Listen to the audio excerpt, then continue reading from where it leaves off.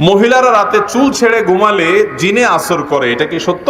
অনেক মহিলার মুখে পশম গজায়, দাড়ি হয়, এগুলো কাটলে গুনাহ হবে কি? প্রত্যেক ওয়াক্ত নামাজের আজানই হয় প্রায় 1 ঘন্টা যাবত, এই 1 ঘন্টার মাঝে নামাজ পড়া যাবে কিনা? আমাদের দেশে প্রত্যেক ওয়াক্ত সালাতের আজান আসলে অনেক সময় ধরে হয়। 1 ঘন্টা হোক আর আধা ঘন্টা হোক আর 1.5 ঘন্টা হোক, অনেক সময় ধরে হয়। এক মসজিদে হয়তো আপনার 1:45 আজান হলো, আরেক মসজিদে 1টা আজান হলো, আরেক মসজিদে হয়তো 1:15 আজান হলো। তো আজানের মধ্যবর্তী সময়ে আমরা সালাত আদায় করতে পারি কিনা? উত্তর হলো, সালাত আদায় বিশুদ্ধ হওয়াটা আজানের উপর নির্ভরশীল না। আজান হলো জামাতের জন্য। কেউ যদি ওয়াক্তের সালাত আদায় করতে চায়, ওয়াক্ত হওয়া যথেষ্ট।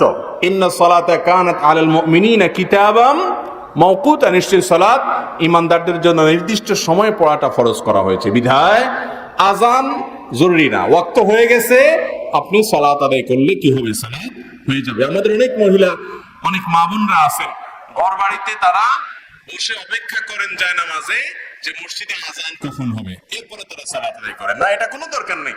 মসজিদে আজানের সাথে আমার মা বোনদের সালাতের কোনো সম্পর্ক নাই। ওয়াক্ত হয়ে গেছে, তারা সালাত আদায় করে ফেলতে পারেন। এবং তাড়াতাড়ি আউয়াল ওয়াক্তে সালাত আদায় করা উত্তম আমল। নবীজি সাল্লাল্লাহু আলাইহি ওয়াসাল্লাম জিজ্ঞাসা করা হয়েছে, আইয়ুল আমালে আহাব ইলাল্লাহ, আল্লাহর কাছে সবচেয়ে উত্তম আমল কোনটা? তখন তিনি বলেছেন, আস-সালাতু লিআউয়ালি ওয়াক্তিহা, আউয়াল ওয়াক্তে বা প্রথম দিকে সালাত আদায় করা। অনেক মা বোনরা আছে জুমার দিনে অপেক্ষা করেন যে মসজিদে জুমা শেষ হবে, তারপরে তারা বাসায় যোহরের সালাত আদায় করবেন। ঘরে ঘরে মহিলাদের মধ্যে আমল, অথচ এটার কোনো কথা কোরআন হাদিসে বলে নেই।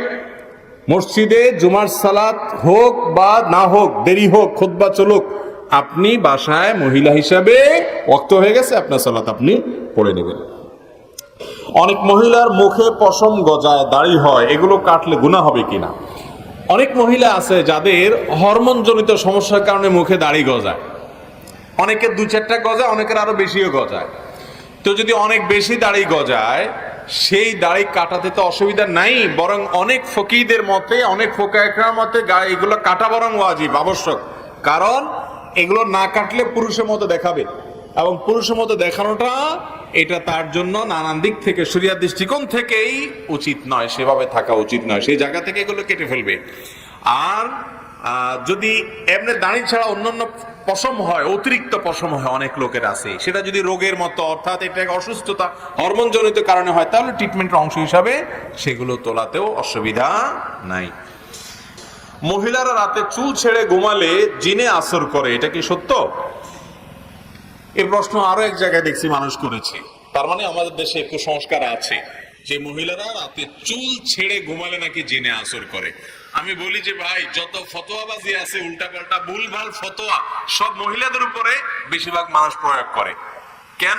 পুরুষের ব্যাপারে বলতে পারেন না যে পুরুষ মাথায় টুপি না দিয়ে ঘুমাইলে শয়তানে বেশি ধরে এনে? ওটা বলতে পারেন না? বানোয়াট মাসালা যদি বলতেই হয়, তো পুরুষের ব্যাপারে বানোয়াট মাসালা তো পাওয়া যায় না কেন? সব মহিলাদের ব্যাপারে। যাই হোক, এটা ভিত্তিহীন এবং ভুয়া কথা, কুসংস্কারাচ্ছন্ন বিশ্বাস।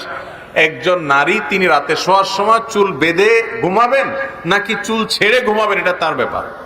শরীয়ত এক্ষেত্রে কোনো বাধ্যবাধকতা রাখে নাই।